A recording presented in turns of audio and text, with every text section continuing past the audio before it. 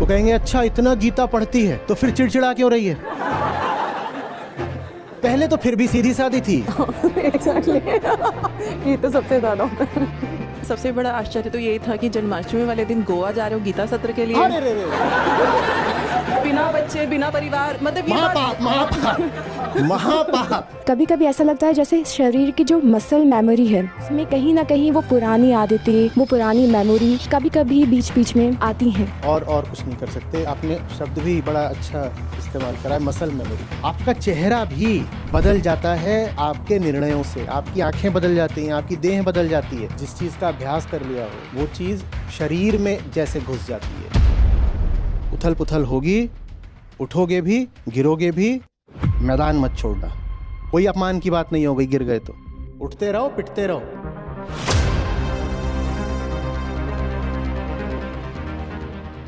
नमस्ते आचार्य जी। आपको सुनते हुए करीब 1.5 साल उससे ऊपर हो गए हैं। आपको सुनने से पहले जो लाइफस्टाइल थी, जो ज़िंदगी थी, बोल सकती हूँ बहुत ही औसतन थी। सोच औसतन थी, जो आसपास का माहौल था, आसपास सब औसतन, लोग बाग, रिश्ते, दोस्त, सब कुछ। और वो औसत ज़िंदगी की हम आदी हो चुके थे। अब आपको सुनना चालू किया तो समझ में आया ज़िंदगी सिर्फ घिसटने के लिए तो नहीं है। आपकी अगर कोई उच्चतम संभावना है तो आप उस तक जाने के लिए है, उसके ऊपर मेहनत करने के लिए है, जो कि दिखना चालू हुई है और जो शुरू भी किया है।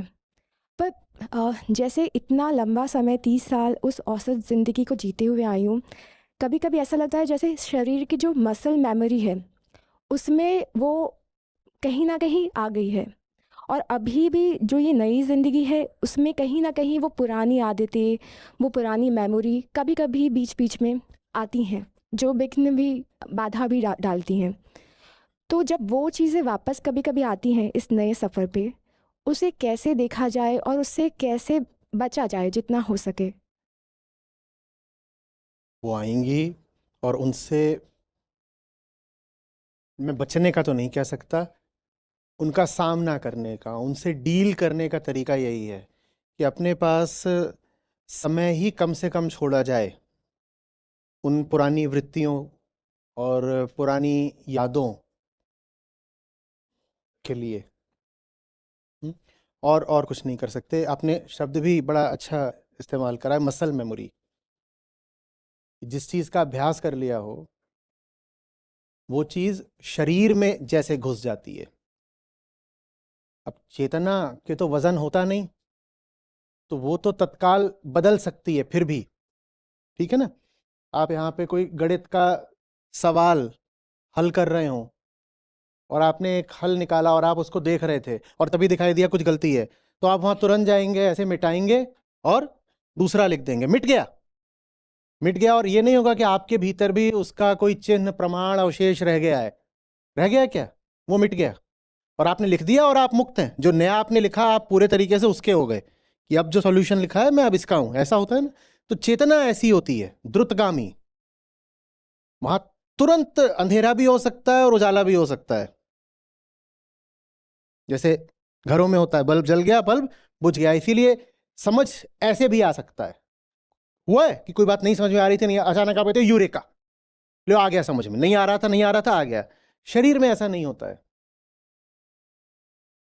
मसल मेमोरी बढ़िया, वहां पर चीजें जाकर के बैठ जाती हैं। कारण बहुत सीधा है, शरीर अतीत है, तो अतीत तो वहां बैठा ही हुआ है। शरीर अतीत है। आपने जैसी जिंदगी जी होती है वो आपकी देह में घुस जाती है। पहले तो जेनेटिक सामग्री ही है, वो तो घुसी ही हुई है, वो तो शताब्दियों की बात है पुरानी, जो कि अभी भी जी रही है। वो तो है ही है कि बच्चा ही पैदा होता है तो लाखों साल की यात्रा उसके शरीर में पहले ही मौजूद होती है। वो तो है ही। और उसके बाद भी आप जैसी जिंदगी जीते जाते हो वो आपके शरीर को बदलती जाती है, और शरीर तत्क्षण नहीं बदल सकता। कौन है जो अपना वजन तुरंत कम कर सकता हो? 2 किलो भी कर सकते हैं क्या? हाँ, पर अज्ञान 40 किलो का भी हो सकता है, वो तत्क्षण जा सकता है। आपका चेहरा भी बदल जाता है आपके निर्णयों से। आपकी आंखें बदल जाती हैं, आपकी देह बदल जाती है, सब बदल जाता है। आप जिस परिवेश में हो उसके अनुसार आपका पूरा शरीर बदल जाता है, और शरीर सोख लेता है, सचमुच सोख लेता है। मस्तिष्क बदल जाता है। जिस तरीके से यहां पर इलेक्ट्रिकल सिग्नल्स फायर हो रहे होते हैं वो बदल जाता है, हार्डवायरिंग बदल जाती है। और उसको देखा जा सकता है, सचमुच मशीन पर देखा जा सकता है कि ये व्यक्ति ऐसी जगह पर रहता था तो यहां भीतर सर्किट ऐसे बना हुआ था, और इसने अपनी जगह बदल ली 6 महीने, साल, 2 साल, तो अब इसके भीतर बिल्कुल दूसरे तरीके से विद्युतीय प्रवाह हो रहा है। सब बदल जाता है, और वो सोख लिया है और वो बदल गया, और अब उसको आप जल्दी से वापस पुरानी स्थिति में नहीं ला सकते। तो क्या करें? कुछ नहीं करें, झेलें। और क्या करोगे? क्या करोगे? कुछ हो सकता है क्या? कभी हुआ है कि चोट लगी है और तत्काल ठीक हो गई है? हुआ है क्या? एक पल की घटना थी, पत्थर आकर लगा आपके यहां पर, वो एक पल की बात थी, पर वो शरीर में घुस गई बात, और अब वो रहेगी कम से कम 2 महीने तक। वो पत्थर आया, एक पल के लिए उसका और आपके शरीर का संपर्क हुआ, पर वो घुस गया, अब शरीर के अंदर घुस गया है, और अब वो पत्थर कहीं का पीछे छूट गया पत्थर, पर वो चीज आपके अब शरीर में रहेगी। और ये भी हो सकता है कि जन्म भर के लिए रहे। किस किस के शरीर पे घाव के निशान है? ये क्या हो गया? देख लो। अब क्या करना है उन घावों के साथ? वो जो निशान है, स्कार्स है, उनका क्या करना है? कुछ नहीं, जियो, झेलो। हाँ, इतना जरूर होता है कि जैसे जैसे समय बीतता जाता है वैसे वैसे शरीर पर भी जो निशान पड़ा होता है वो भी हल्का होता जाता है। हाँ, ये है कि पूरी तरह मिट जाए ऐसा कोई निश्चित नहीं। तो इसीलिए अपने आप को ये मत बताओ कि कुछ था जो छाप छोड़ गया। जो छाप छोड़ जाए, जो पुरानी बातें हों, वो कोई अच्छी बातें तो होती नहीं है। देखो, जो कुछ भी अच्छा होता है वो तो पुरानी छापों को बल्कि हटाता है, अपनी छाप नहीं छोड़ देता है कि एक घाव की तरह आकर बैठ गया है। वो पुराना है, अब क्या करें कि वो है तो है, और उसने निशान छोड़ दिए हैं। जियो उनके साथ। और आपको उत्तर देते समय मैंने पहली बात ये कही कि जिंदगी ऐसी कर लो कि जो कुछ भी अतीत कह रहा है, वो पुरानी आवाजें, वो पुराने रंग, पुराने दृश्य, उनके लिए समय ही कम से कम बचे। पर ये उम्मीद करोगे कि वो सब मिट जाए तो बड़ा मुश्किल है, बड़ा मुश्किल है। कम होता जाएगा, कम होता जाएगा। पूरी तरह मिटा पाना बड़ा मुश्किल होगा। वो अगर दुख देता है तो उस दुख के साथ जीना पड़ेगा। ठीक है, ऐसा क्या हो गया? जी लेंगे, कोई समस्या? ऐसा तो नहीं है। हाँ, है समस्या, पर कोई बात नहीं। समस्या तो है, पर कोई बात नहीं। जाहि विधि राखे राम, ताहि विधि रही है।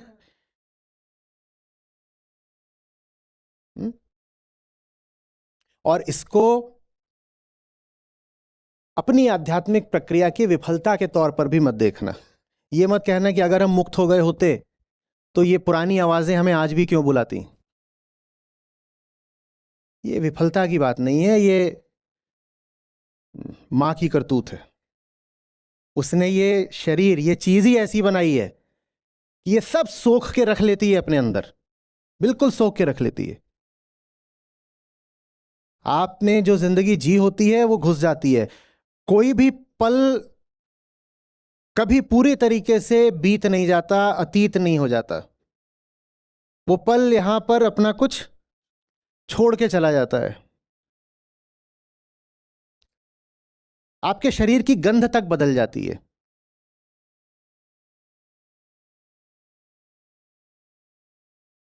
सब बदल जाता है। आपने जो करा होता है वो चीज कहां से कैसे निकालोगे? अब वो है, अब लेके चलो उसको। आ रही बात समझ? और ये भी नहीं है कि वो बहुत लंबी अवधि पर है। आपने अपने चेहरे को एक ही दिन में शांत, भोला, मासूम देखा होगा, और उसी दिन में एकदम भेड़िए जैसा भी देखा होगा, खिखिया रहे हैं, दांत दिखा रहे हैं। देखा है एक ही दिन के अंदर। अभी यहां बैठे हैं, सब कैसे लग रहे हैं ऐसे, अरे अरे गाय हैं बिल्कुल। और अभी दूसरे लोग होंगे, उनसे पूछा जाए कैसे हैं, है ना?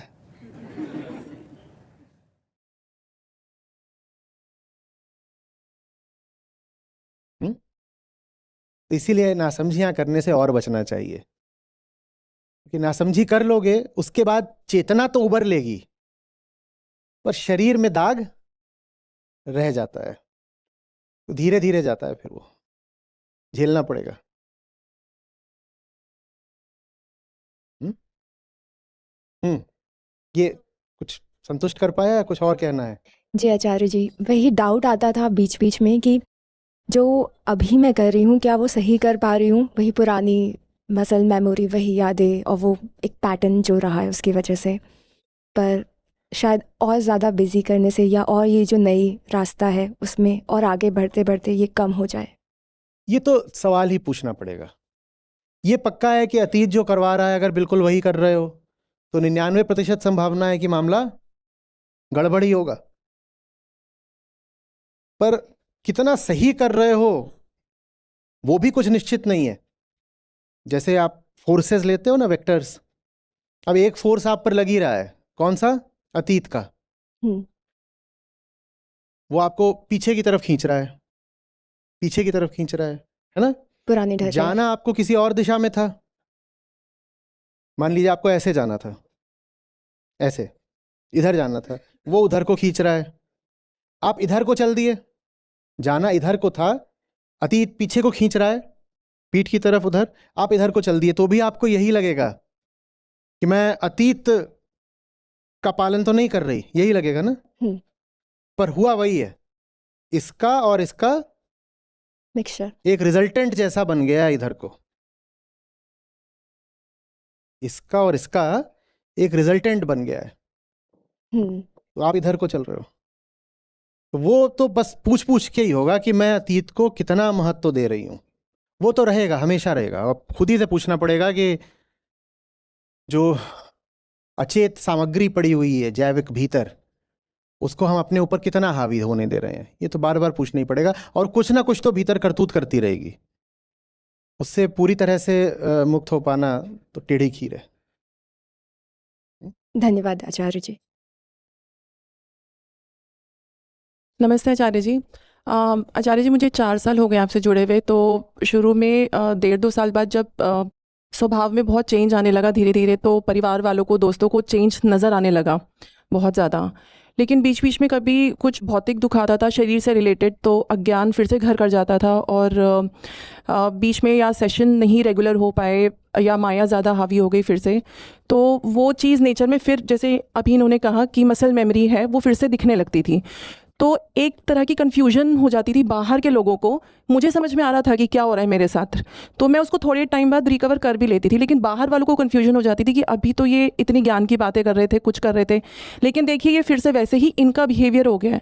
तो कुछ मेरे दोस्तों ने फिर मुझे कहा कि देखो, बेसिक नेचर तो कभी नहीं बदलता। तो क्या ये जो बेसिक नेचर होता है और ये मसल मेमोरी, क्या ये वो सेम चीज़ ही है? बाहर दो छवियां चलती हैं, एक तो ये कि बेसिक नेचर का मतलब होता है कि फलाना क्रोधी है, फलाने में दया ज़्यादा है, फलाने में डर ज़्यादा है, इसको वो कहते हैं कि ये सब बेसिक नेचर होता है। और दूसरी छवि वो बनाते हैं कि जब आप किसी आध्यात्मिक प्रक्रिया में होते हो तो आपको फिर उस तरह का बर्ताव करना चाहिए।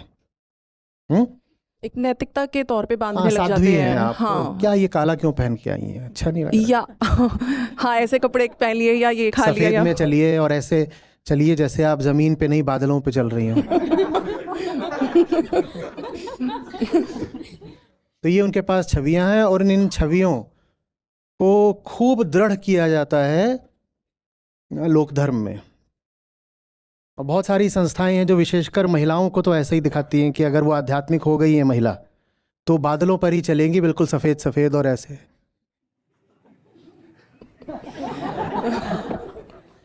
मैं इस अखिल जगत की दृष्टा मात्र हूं।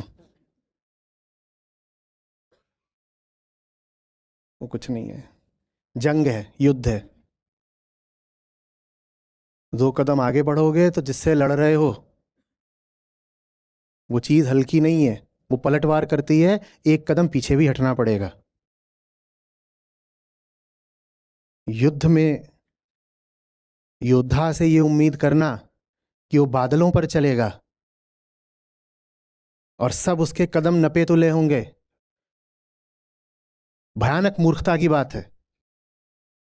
आध्यात्मिक प्रक्रिया जंग जैसी होती है, गिरोगे, मिट्टी लगेगी चेहरे पर, क्रोध भी आएगा, हारते हुए भी प्रतीत होगे, ये सब अनुभव होंगे। और जब ये अनुभव हो तो ये मत सोच लेना कि प्रक्रिया टूट गई। होता है भाई, बल्कि हार रहे थे, हारते हारते जीत गए, तब तो और मजा है। कोई देखने जाओगे ऐसा मैच जिसमें एक ही खिलाड़ी शुरू से ही जीत रहा हो, स्कोर ही है 6 लव 6 लव 6 लव, देखोगे? देखोगे क्या? कुछ नहीं है इसमें, क्या रखा है? तो आप सबको कह रहा हूं, जिन चीजों को आप पीछे छोड़ आए हो वो बीच बीच में फिर सर उठाती दिखाई दें तो निराश क्रोधित मत हो जाइएगा कि अरे इतनी गीता कर ली, इसके बाद ये चीज फिर है, वापस है, बची हुई है। वो सब बड़ी मां के फरमान होते हैं, वो रहते हैं। और अगर मैं बिल्कुल तथ्य कहूं तो उम्र भर रहते हैं, आखिरी पल तक रहते हैं। अधिक से अधिक ये होगा कि कम हो जाएंगे। उनके प्रकट होने की आवृत्ति यही हो सकता है, लेकिन आपके आसपास वाले जो होंगे उनके पास दूसरी छवियां हैं, और उन छवियों का इस्तेमाल वो हथियार की तरह करेंगे।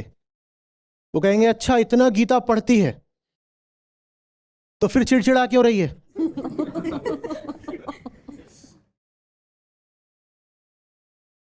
हुआ है? बहुत होता है। हाँ।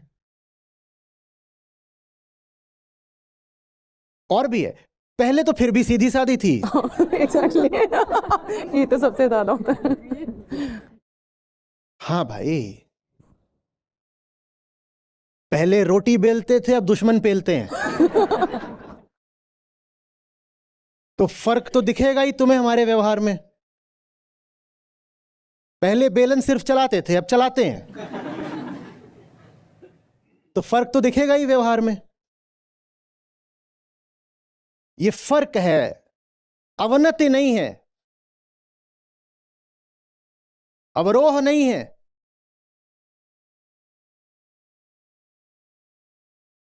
गति है, अपगति नहीं है।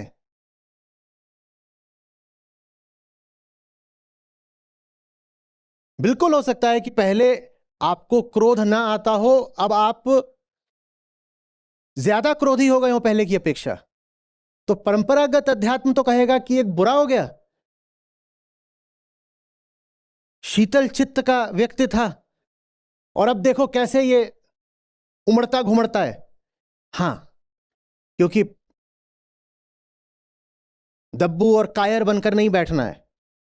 पहले घर की सुरक्षा में थे, एसी में बैठे थे, टीवी देख रहे थे, नेटफ्लिक्स लगा हुआ था, तो ठीक है चुपचाप बैठे रहते थे। अब उतरे हैं ना मैदान में, और मैदान में उतरे हैं, चोट खा रहे हैं, तो हाँ दर्द भी आता है और गुस्सा भी उठता है। दिक्कत बस ये है कि तुम्हारे पास वो बादलों में चलने वाली छवि है, तुम्हारे पास वो पुरानी चरित्रगत, आचरणगत, व्यवहारगत सब बातें हैं, सिद्धांत हैं कि जो आध्यात्मिक हो जाता है वो वैसे बात करता है जैसे सब किरदार नहीं बात करते थे। रामायण महाभारत जो टीवी सीरियल आता था, कैसे माते, अरे क्यों ऐसे, मेरी भी माते बैठी हैं। कोई कोई भ्राताश्री, यदि आप आदेश देते तुष्ट का मुंडा अभी काट के ले आओ। अरे तुम, उनके पास यही छवि है, यही ऐसे ही कि ऐसे बात करो तो आध्यात्मिक हो।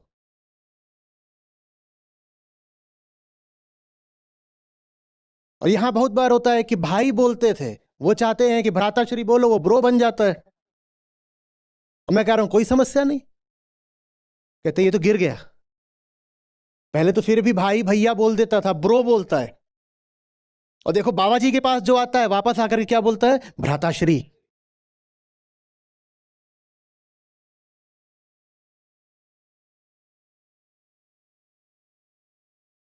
फिर से समझना क्या है, युद्ध है। योद्धा साफ सुथरे कपड़ों में देखा कभी? मिट्टी तो मिट्टी, खून भी लगा होता है। वो निर्मल श्वेत साड़ी, नीले और लाल बॉर्डर वाली, ये वो नहीं चल रहा है। ये बात जब बोली गई है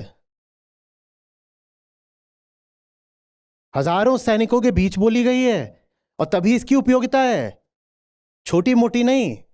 उस समय की सबसे बड़ी लड़ाई थी ये, विश्व युद्ध था ये, वास्तविक वर्ल्ड वॉर 1 ये था।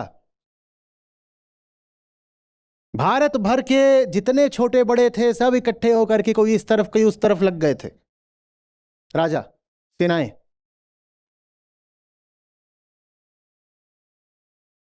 अरे भाई सिर्फ यूरोप की अगर लड़ाई हो तो उसको आप विश्व युद्ध बोल सकते हो, तो सिर्फ पूरे भारत की लड़ाई हो तो क्यों नहीं बोल सकते?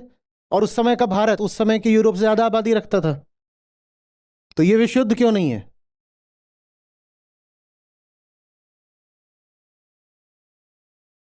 विश्व युद्ध के बीच में गीता उतरी थी। और पगले लोग सोचते हैं कि आप कैसे बात करोगे, बोलिए। भ्राताश्री माते। पतिदेव से आके बोलेंगी आर्य, आर्य भी नहीं, हे आर्य। अरे हम जल्दी में हैं, हमारे नहीं समय है इतने पानी पी पी कर बोलने का।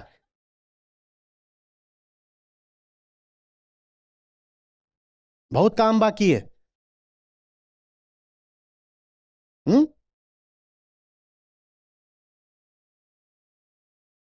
आपसे कह रहा हूं आप सब में वो वृत्ति बहुत बाकी है, बहुत बहुत बहुत बाकी है। आप सब धार्मिकता का मतलब अभी भी लगाते हो इन सब बातों से, कि कैसे शब्दों का इस्तेमाल हो रहा है, कैसे कपड़े पहने जा रहे हैं, कैसा आचरण करा जा रहा है, ये बहुत है। और उसका एक मैं आपको परिणाम बता देता हूं, मैं आपके सामने खुलकर नहीं आ पाता क्योंकि मुझे आप पर भरोसा नहीं।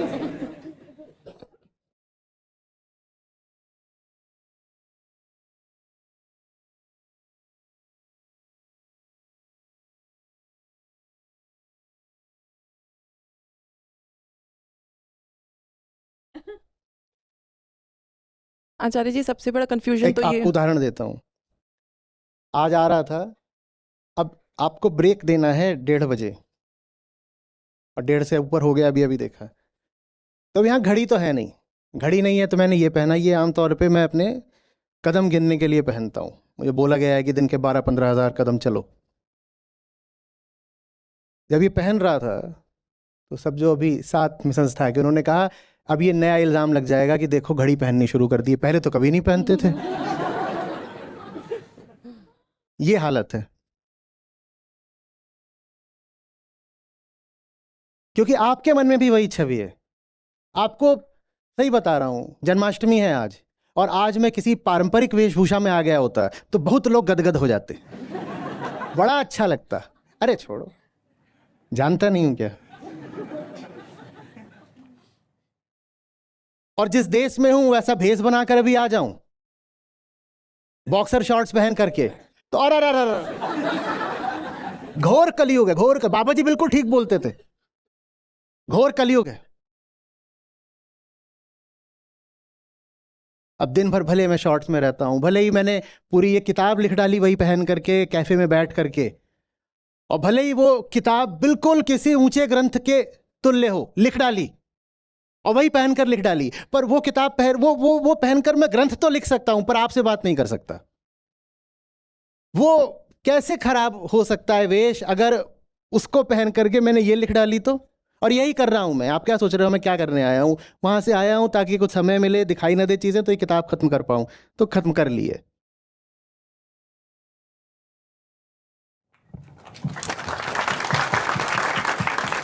पर आपके सामने आ जाऊं साधारण अपनी टी शर्ट पहन करके और शॉर्ट्स पहन करके, तो अभी हो जाएगा ये देखो।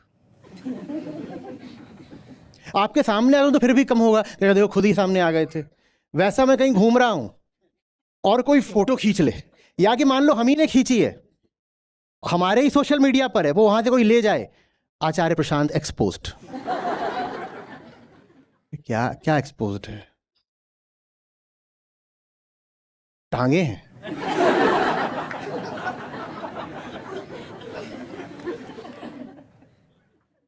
क्योंकि आपके मन में भी वो धारणा बनी हुई है ना, इसीलिए दूसरे आपका हैंडल घुमा देते हैं ऐसे। एग्जैक्टली। आपकी ही हस्ती पर हुक है, वो उन हुकों में रस्सी फेंक के आपको फिर नचा लेते हैं। क्योंकि ये बात है आपके भीतर, अच्छे से है, खूब है। विशेष किस्म का लहजा, कपड़े।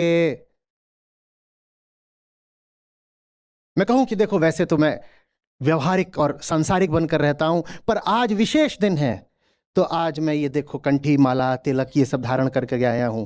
अरे देखो, साधु साधु।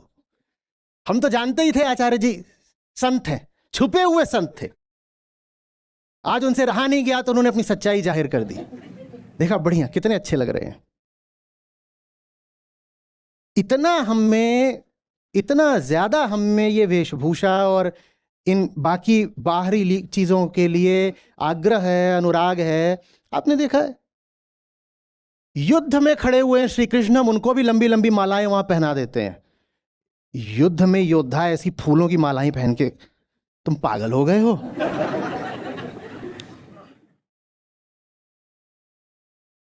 वहां सामने खड़े हुए हैं पहलवान दुर्योधन, और वहां भीष्म खड़े हैं बाणों की धार लेकर के, ये फूल सूंघेंगे इधर?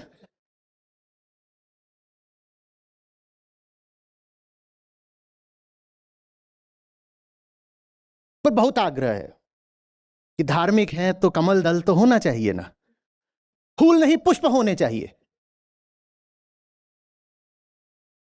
गाड़ी नहीं वाहन होना चाहिए,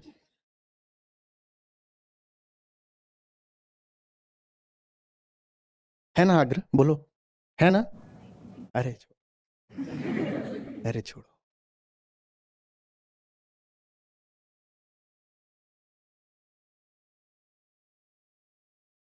हम्म? अरे मैं आचार्य जी हूं, मैं खाना खा के हाथ थोड़ी धोता हूं, मैं हस्त प्रक्षालन करता हूं।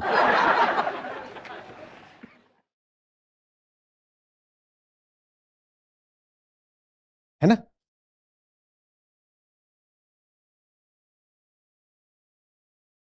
आप लोग सब भक्तजन हैं, आपका काम हाय हेलो बोला तो पाप लग जाएगा, नरक में सड़ोगे। आपको तो शत शत नमन बोलना है, और वो भी शत शत नमन बस बोलना नहीं है, दोनों हाथ आपको जोड़ने हैं और ऐसे झुकना है, तब तक झुकना तक चर्र की आवाज ना आए। और आए तो भी सीधे मत हो जाना, बिछ जाना पूरा, कोई आके ऊपर चादर डाली देगा। दुनिया बड़ी लाजवंती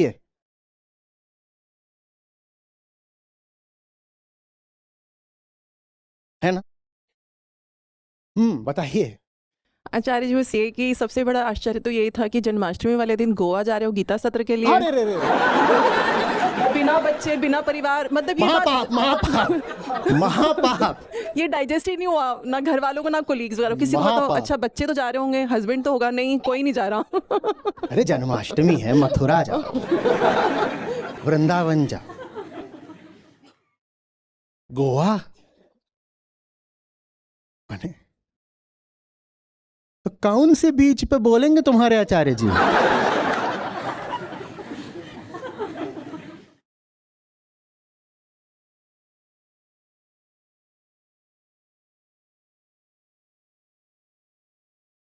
तो ना खाने पीने का भी इंतजाम रखते हैं। गोवा जा रही हो तो आना तो पता नहीं, पीना तो होगा।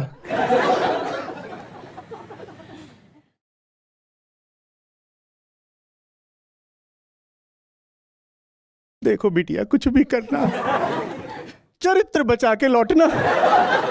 ये तुम्हारे आचार्य, हमें बिल्कुल पता नहीं है इसका, शकल से ही बदमाश लगे है। और कुछ भी कराना, देखो चरित्र पे दाग लगा के ना आना। सब बाबा जी लोग वैसे ही परेशान है।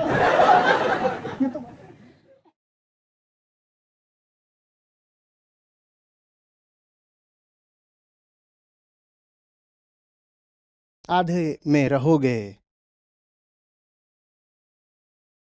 तो सब आधी अधूरी बातें भी झेलनी पड़ेगी।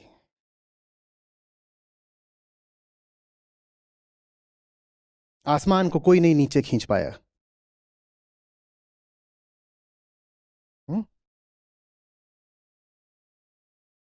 हाँ, ऐसे डोर होती है, उसको लगता है मैं भी आसमान में हूं, नीचे खिंच जाती है क्योंकि वो बंधी होती है दो तरफ से जमीन से ही।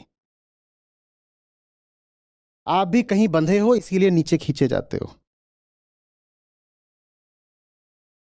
दूसरे अपने आग्रह आप पर आरोपित नहीं कर रहे हैं, दूसरे आपके ही पूर्वाग्रहों को उजागर कर रहे हैं।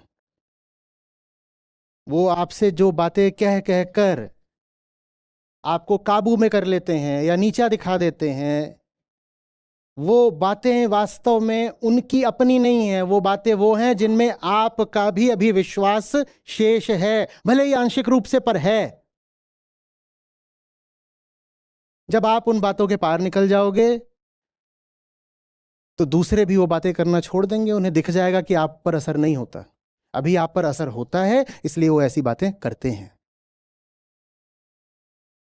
देखिए ना, आप बिल्कुल झुंझला गई हैं, आप तिलमिला गई हैं। आप जब तक तिलमिलाते रहोगे वो आप पर तीर चलाते रहेंगे। आ रही बात समझ में? कभी कोई कुछ कह करके, विशेषकर गीता सत्रों को कहकर लेकर के कुछ कहे और आपको नीचा दिखाए, तो उसकी गलती बाद में जानिएगा, पहले अपनी।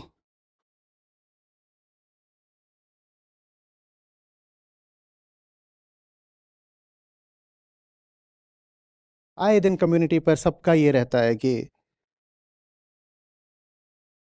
मुझसे फलाने ने ऐसा कह दिया कि अब तो तुम्हें इतने दिन हो गए इन सत्रों में, तुम्हारे आचार्य ने यही सिखाया है। अभी तो आप लोग मसल मेमोरी की बात कर रहे थे। मसल मेमोरी का क्या मतलब होता है? 20 साल से जो सोख रहे हो वो मौजूद है, और आचार्य जी के पास हुए हैं तुम्हारे 2 साल। तुम अपने 20 साल का हिसाब कब दोगे? और 30 साल और 40 साल तुमने जो मेरे शरीर में बात बैठा दी, उसका हिसाब कब दोगे? ये लगभग ऐसी सी बात है कि कोई आपका कपड़ा खूब गंदा करे, खूब गंदा करे, एकदम इतना गंदा कर दे कि रंग रेशे रेशे में घुस जाए, इतना गंदा कर दे। और फिर आपके कपड़े धोने की जब प्रक्रिया चल रही हो तो व्यंग किया जाए कि अरे ये देखो ये सफाई कर रहे हैं। और ये व्यंग कौन कर रहा है? जिसने गंदा करा है। पहले जवाब तुम दो कि तुमने इतना गंदा क्यों करा, कि जो साफ भी कर रहा है वो 2 साल से मेहनत कर रहा है, तब भी अभी गंदगी बाकी है। पहला जवाब तुम दो।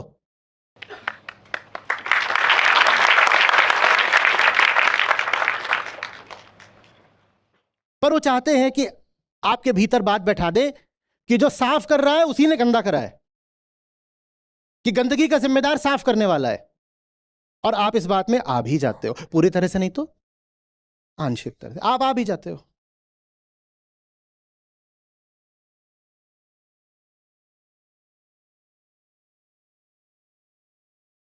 उथल पुथल होगी, उठोगे भी, गिरोगे भी, मैदान मत छोड़ना, ठीक है? सब होता है, महाभारत है, तो चल रहा है गदा युद्ध, तो गिरते भी है बीच बीच में। वो गिर गया एक बार तो कहे अब मैं तो गिर गया, मैं इतना गिरा हुआ हूं, और वहीं पड़ जाए। अगर गिर गए हो तो स्प्रिंग की तरह उछलो, फिर खड़े हो जाओ। वहां पड़े रहे तो वही सर फोड़ देगा तुम्हारा कोई।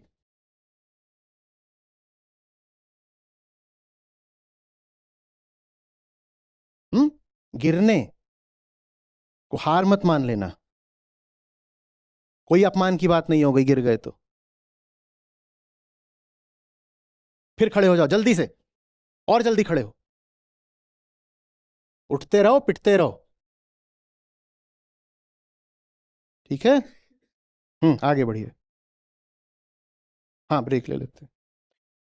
नमस्ते, मेरा नाम निधि तिवारी है और मैं आचार्य जी को पिछले 3 सालों से सुन रही हूँ और गीता सत्रों में पिछले 1.5 साल से जुड़ी हुई हूँ। गीता सत्र जब हम सुनते हैं तो हमें लगता है कि कोई श्लोक वाचन होगा, कोई बहुत बड़ी बड़ी बातें होंगी, बट आचार्य जी जो हमें यहाँ पर समझाते हैं, जैसे मैं खुद भी एक टीचिंग प्रोफेशन में हूँ, तो वो हमारे लिए चीज़ों को इतना सरल करके जो दुनिया भर के अलग अलग ग्रंथ हुए हैं, श्रीमद् भगवद गीता जिसका हम ये सुनते हैं कि वो लोगों की ज़िंदगी को पूरा बदल के रख देता है, उसको हमारे लिए बहुत आसान तरीके से हमें समझाते हैं और उसको हमारी निजी ज़िंदगी में वो कैसे कारगर है, किस तरीके से वो हमारी ज़िंदगियों को बदल सकता है, या फिर जैसा उसका अलग अलग विकृत अर्थ कर रखा है उसे बहुत अलग समझाते हैं। अब आते हैं मुझ पर, तो मेरे जीवन में क्या बदलाव हुए हैं वो शायद मैं कह के नहीं बता पाऊंगी, या फिर अभी भी बहुत सारी ऐसी चीज़ें हैं जिसमें मुझे अपने आप पर बहुत काम करना है, लेकिन एटलीस्ट मुझे ये समझ आ रहा है कि जो मैं हो सकती हूँ, जो मेरा बेस्ट पॉसिबल जो मैं हो सकती हूँ उसकी मुझे प्रोबेबिलिटी दिख रही है। मुझे समझ आ रहा है कि मैं जो अभी बन के बैठी हुई हूँ उससे बहुत ज़्यादा कुछ हो सकती हूँ।